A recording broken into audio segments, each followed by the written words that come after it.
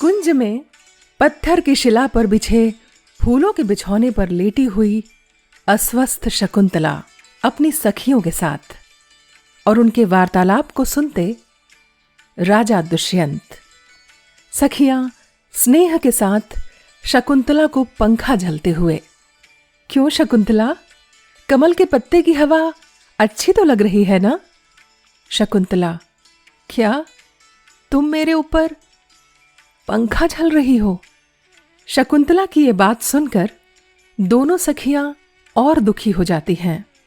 ये दृश्य देखकर राजा दुष्यंत सोचते हैं, शकुंतला बहुत ही अस्वस्थ दिखाई पड़ती है। ये से लू लगी है या फिर जैसी मेरे मन की दशा है वैसे ही दशा इसकी भी है।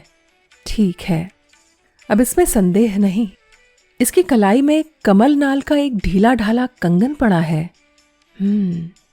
ये ठीक ही है कि लू लगने पर युवतियों में इस प्रकार का सौंदर्य शेष नहीं रहता। तभी प्रियंवदा चुपके से सखी से कहती है, अनसुईया सखी, मेरे मन में भी यही आशंका है।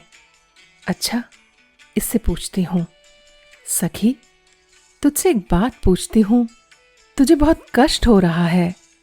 शकुंतला बिस्तर पर से आधी उठकर बैठ जाती हैं।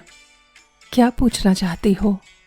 अनसुईया, शकुंतला, हम दोनों को ये मालूम नहीं कि प्रेम क्या होता है, किंतु पुस्तकों में प्रेमियों की जैसी दशा पढ़ी है, इस समय तेरी दशा भी वैसी ही दिखाई पड़ रही है।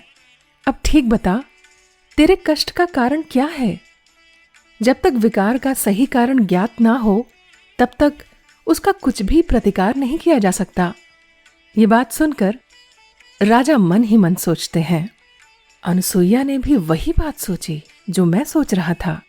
तब तो मेरा ये विचार केवल स्वार्थ प्रेरित नहीं था। अनसुईया के प्रश्न सुनकर शकुंतला मन ही मन सोचती हैं, मेरा प्रेम अत्यंत तीव्र है, फिर भी मैं एकाएक इन्हें बताऊं कैसे? प्रियंवदा, शकुंतला, अनसुईया ठीक कहती है।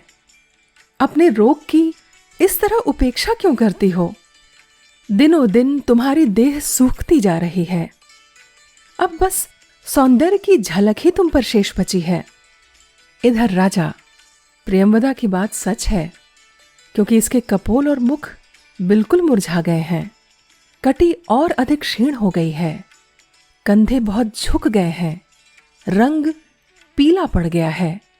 इस समय प्रेम से व्याकुल इस शकुंतला को देखकर दुख भी होता है और देखने में यह प्रिय भी लगती है। इसकी दशा उस माधवी लता के समान है जिसके पत्ते पश्चिमी वायु के स्पर्श से सूख चले हों। इधर शकुंतला, सखी, यदि तुमसे ना कहूंगी तो और कहूंगी किससे? इस समय मेरे लिए तुम्हें कुछ कष्ट उठाना पड़ेगा। सखियां, इसीलिए तो हम इतना आग्रह कर रही हैं। इष्ट बंधुओं में बांट लेने से दुख की पीड़ा सहनीय हो जाती है। इधर राजा, जब सुख दुख में साथ रहने वाली सखियां पूछ रही हैं, तो ये शकुंतला अपनी मानसिक व्याधि का कारण अब बताएगी ही। यद्यपि इसने अपनी ललचाई आंखों से बार बार मुझे देखा था, फिर भी इस समय मैं इसकी व्यथा का कारण सुनने के लिए अधीर हो उठा हूं। इधर शकुंतला, सखियों, जब से मैंने तपोवन के रक्षक उन राजर्षि के दर्शन किए हैं, तभी से उनके प्रेम में मेरी ये दशा हो गई है। ये बात सुनकर राजा प्रसन्न हो जाते हैं। वो सोचते हैं, जो सुनना था वो सुन लिया। कामदेव ने ही वेदना जगाई थी और अब उसी ने उसे शांत भी किया है। जैसे अति प्रचंड गर्मी के दिन अपराह्न में बादल आ जाने से प्राणियों को शांति मिल जाती है। इधर शकुंतला, यदि तुम दोनों को ठीक लगे तो ऐसा करो जिससे वो राजर्षि मुझ पर दया करें, अन्यथा मेरे लिए तिल और जल की अंजलियां तैयार कर लो। ये बात सुनकर राजा की प्रसन्नता और बढ़ जाती है। वो सोचते हैं, इस बात को सुनकर तो कोई संदेह ही नहीं रहा इधर प्रियंवदा धीरे से अनुसुईया को कहती है, अनुसुईया, इसका प्रेम बहुत दूर तक बढ़ चुका है। अब विलंब इससे सहन नहीं होगा। जिससे इसका अनुराग है वह पुरुवंश का भूषण है। इसके इस प्रेम की प्रशंसा करना ही उचित है। अनुसुईया, ठीक कहती हो। प्रियंवदा, शकुंतला, सखी, तुम्हारा ये अनुराग तुम्हारे अनुरूप ही है। महानदी सागर के अतिरिक्त और मिलेगी भी तो किससे? पत्तों से लदी हुई माधवी लता को आम्र के वृक्ष के सिवाय और संभाल भी कौन सकता है? इधर राजा, यदि विशाखा नक्षत्र शशिकला का अनुगमन करे तो इसमें आश्चर्य क्या है? अनुसुईया, पर ऐसा क्या उपाय किया जाए जिससे हमारी सखी की कामना अविलंब और गुपचुप पूरी हो जाए? प्रियंवदा, गुपचुप हो यही बात सोचने की है। जल्दी करना तो सरल है। वो कैसे? अनुसुईया ने पूछा। प्रियंवदा, उन राजर्षि को भी इससे प्रेम है, ये बात उनकी स्नेह भरी दृष्टि को देखकर छिपी नहीं रहती। आजकल रात्रि जागरण के कारण वे कुछ दुर्बल भी दिखाई पड़ते हैं। राजा ये बात सुनकर मन ही मन फिर सोचने लगते हैं। सच ही तो कहा इसने। मेरी दशा ऐसी ही हो गई है। रात में जब मैं बाह पर सिर रखकर लेटता हूं तो हृदय के संताप से गर्म गर्म आंसू आंखों से बहने लगते हैं। उन आंसुओं के कारण मेरे इस सोने के कंगन में जुड़े हुए रत्न का रंग मैला पड़ गया है। बाह पतली हो जाने के कारण ये कंकड़ बार बार डोरी के आघात चिन्ह को छुए बिना ही नीचे को सरक जाता है और मुझे बार बार इसे ऊपर की ओर सरकाना पड़ता है। इधर प्रियंवदा कुछ सोचकर शकुंतला से कहती है, सखी, तुम ऐसा करो कि एक प्रेम पत्र लिखो। मैं उस पत्र को देवता के प्रसाद के बहाने फूलों में छिपाकर उनके हाथ में दे आऊंगी। अनुसुईया, ये उपाय तो बहुत अच्छा है। क्यों शकुंतला, क्या कहती हो? शकुंतला, मुझे क्या सोचना विचारना है, तुम लोग जैसा ठीक समझो। प्रियंवदा, तो ठीक है, अपनी मनोदशा का वर्णन करते हुए एक सुंदर सी कविता तो बना डालो।